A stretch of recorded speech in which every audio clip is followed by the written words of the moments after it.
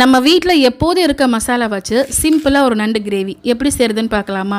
பொதுவாக இந்த மாதிரி நண்டு கறியெல்லாம் சமைக்கும்போது இதுக்குன்னு மசாலா வறுத்து தான் வந்து செய்வாங்க.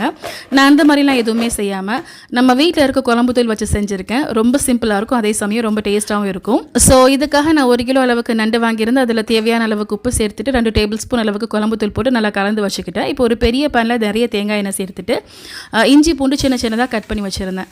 அதை சேர்த்து நல்லா ஃப்ரை பண்ணி எடுத்துக்கணும். இதுலேயே 2 கொத்து கருவேப்பிலை 2 பச்சை மிளகாய் சேர்த்துட்டு நான் ஒரு 1/2 கேஜி அளவுக்கு பல்லாரி வெங்காயம் வந்து கட் பண்ணி வச்சுருந்தேன்.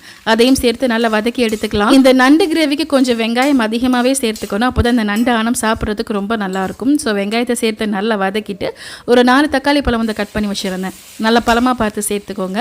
இதையும் சேர்த்து நல்லா வதக்கி விட்டுக்கணும்.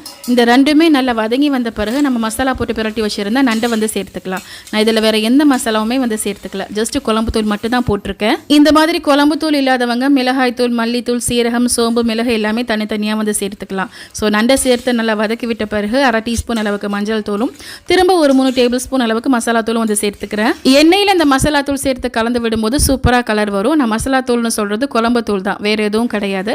இப்போ இந்த நண்டை போட்டு வச்சுருந்த போல் அலசி நான் கொஞ்சமாக தண்ணி சேர்த்துக்கிட்டேன். அதுக்கு பிறகு தேங்காய் பால் சேர்க்கணும்.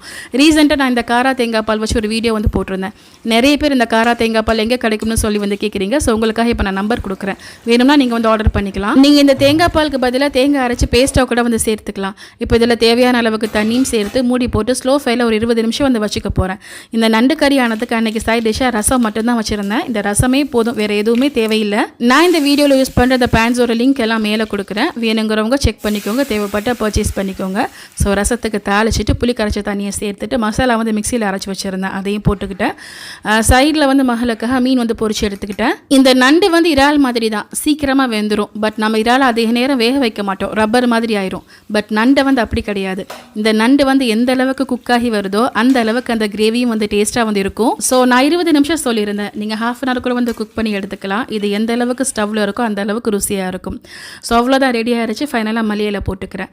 இது வந்து ஒயிட் ரைஸ்க்கு மட்டும் கிடையாது, சப்பாத்தி, பரோட்டா இதுக்கெல்லாம் தொட்டு சாப்பிட்றதுக்கும் செம்ம சூப்பராக இருக்கும். ஸோ நீங்களும் ட்ரை பண்ணி பாருங்கள். ட்ரை பண்ணி பார்த்துட்டு உங்கள் ஃபீட்பேக் மறக்காமல் கமெண்ட்டில் சொல்லுங்கள். தேங்க்யூ.